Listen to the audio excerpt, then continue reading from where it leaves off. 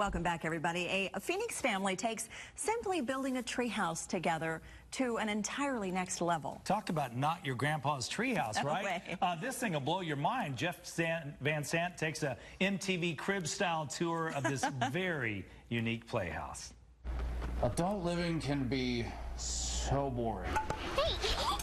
Sometimes it's nice to just get away, act like a kid for once, and let your imagination run wild.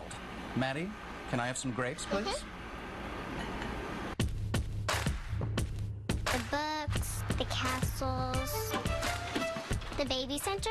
At 6 years old, Maddie has her own place to crash. And then I have some animals around over here. This lavish hangout is the brainchild of her father, Alex. I woke up one morning and I literally stepped on a palace play pet and about killed myself. With that, the project began. We kind of wanted a budget, and yes, that budget went out the window real fast. You see, Alex, like most of us guys, really never grow up. All right. This is his chance to have a treehouse we all wanted. And I get my living room back and TV. Hey! One story grew to a second. I banned him from watching HGTV, The Little Homes, because I feel like he watched that, and now we have one in our backyard. They live in a historic neighborhood in Phoenix, so they gave it a look that fits right in. With our character, the house, we said we should try and mimic the character and the design of our main house.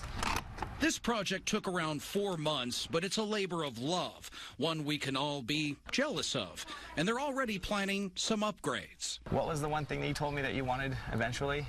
Zipline? Oh, zip line? Mm-hmm. So that's our next goal. Jeff Van Sant, 3 TV.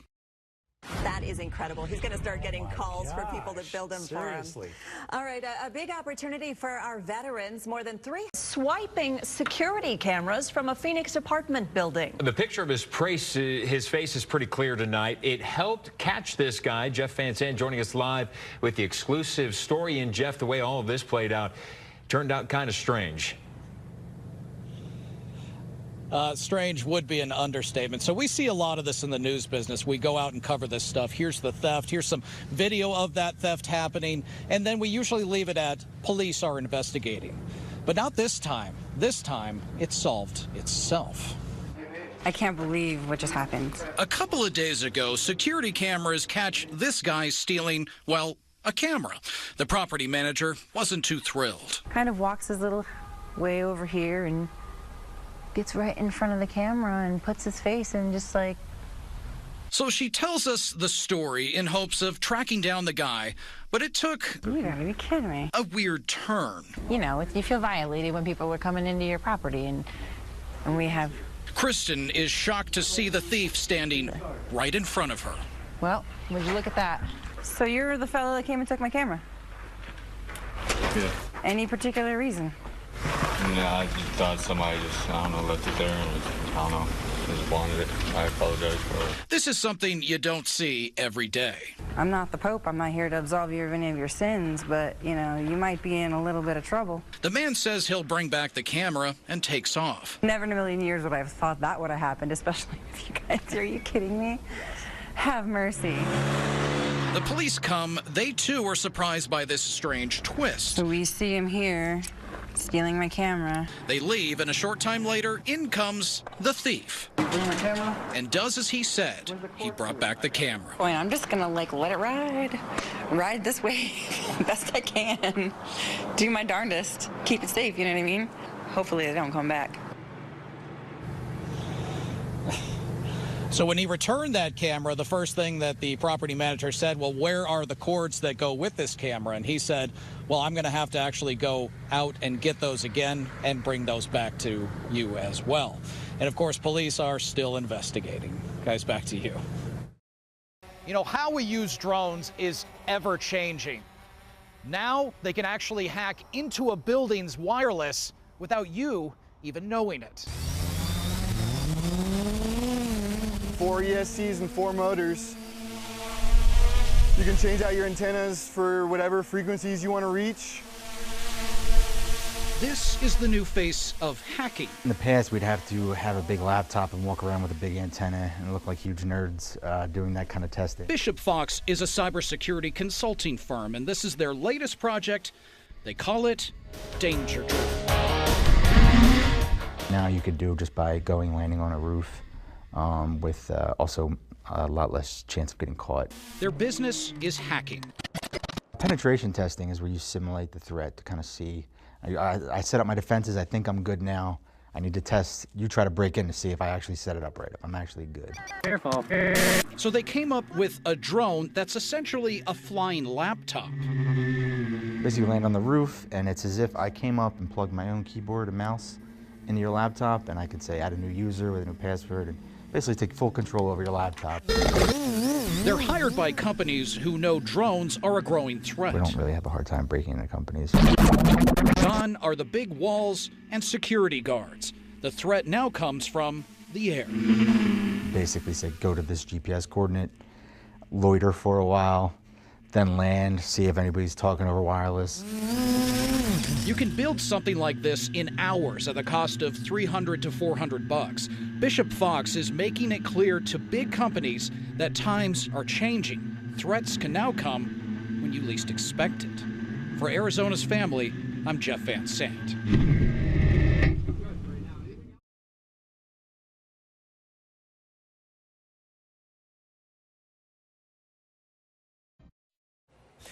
New tonight, the art of the race car, from the drawing board to installing the engine. A team over at ASU has the passion and the drive for building these speedy vehicles. Jeff Van Sant introduces us to the students behind this sport.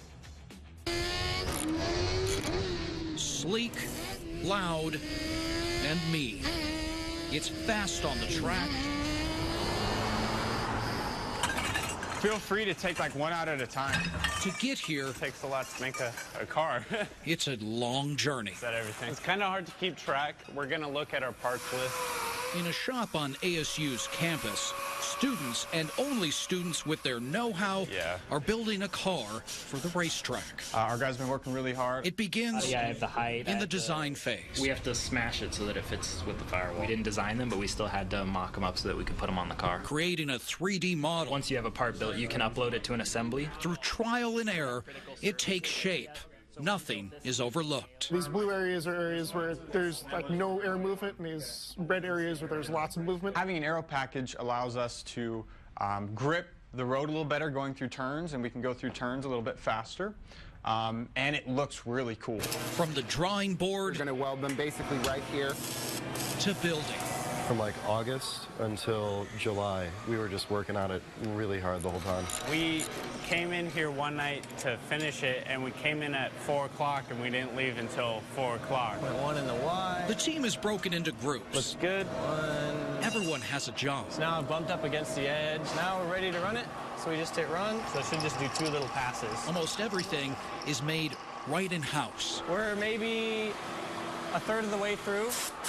So these are the rung parts. There's always something to build. Nope, too small. Fix or adjust. Okay, so this chain is just wrong. Would we have any more 525 chains just hanging around? Right now we're trying to get the dyno set up for this engine so that we can test the performance and how much horsepower it's getting out.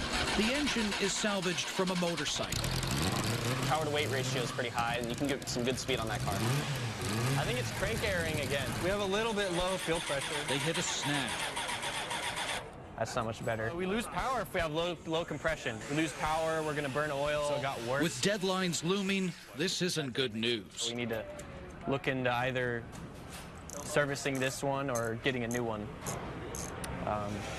So either way, it's going to be expensive. They had to get a new motor. You're balancing what your car will cost in a production scenario. You're balancing the actual money that you have that you're able to kind of scrounge up, because we're all college students, right? Finally. This is Sun Devil Motorsports SDM17 Ruby. A finished product. Our design goal for weight was about 450 pounds. We got pretty close to it. It's just so tightly packaged and intricate in there. To the team. The rotor is actually not even physically connected. She's a beautiful work of art. We had to machine things to within half a thousandth of precision to make all of this work. Well, time to see what Ruby is made of. You can accelerate really quickly into corners.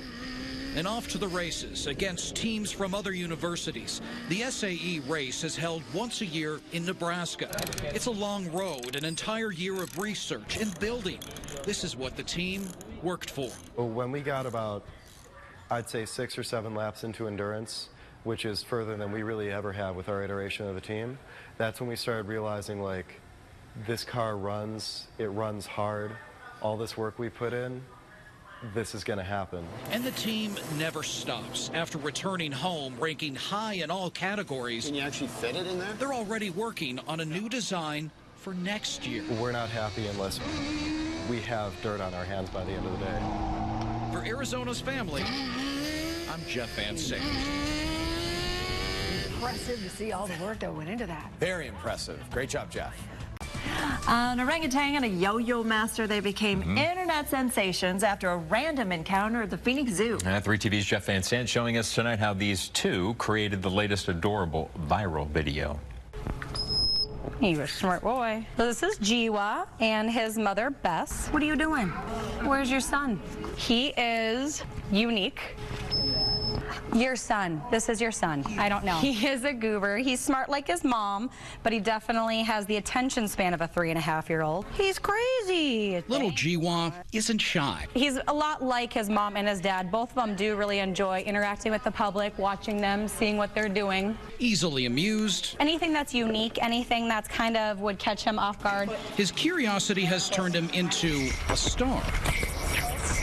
There are pretty much endless possibilities. Like, you're never gonna stop learning. Thanks to 13-year-old Hunter.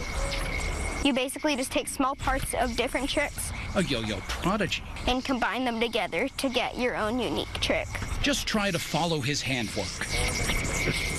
It's paid off. 3-time state champ. Well, I've been in probably over 30 competitions. Last week, Hunter visits the Phoenix Zoo with his yo-yo in tow. He heads to the orangutan habitat where he meets cute little Jiwa.